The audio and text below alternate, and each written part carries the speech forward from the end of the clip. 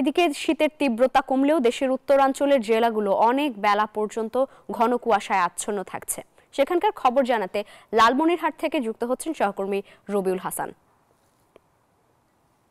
রবিউল, লালমনিরহাটে আজ কুয়াশার কেমন পরিস্থিতি দেখছেন? যানবাহন চলাচলে কোনো সমস্যা হচ্ছে কিনা?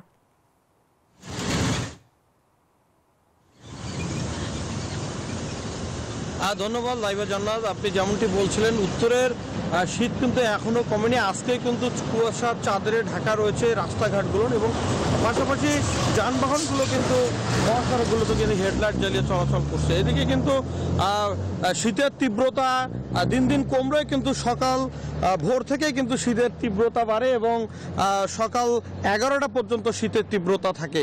এদিকে দিন খেটে খাওয়া মানুষগুলো কিন্তু কাজে বের হতে পারে না সকালবেলা, এবং তারা কিন্তু অনেক কষ্টে দিন পার করে। পাশাপাশি এই ঠান্ডায় যারা অটো চালক আছে, ভ্যান চালক আছে, তারা কিন্তু অনেক কষ্টে দিন পার করছে। পাশাপাশি তিস্তা, ধরলা এবং সানিয়াজান নদী বেষ্টিত এলাকায় কিন্তু এখানকার মানুষ আরও বেশি কষ্টে থাকে, কারণ শীতের তীব্রতা চর এলাকায় সবচেয়ে বেশি।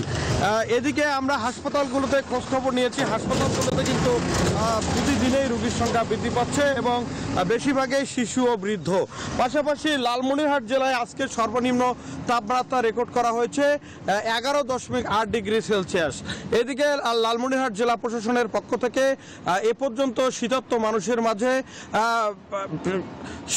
মানুষের মাঝে প্রায় 32,000 কম্বল বিতরণ করা হয়েছে। এই ছিল আমার কাছে সর্বশেষ। ফিরে যাচ্ছি স্টুডিওতে।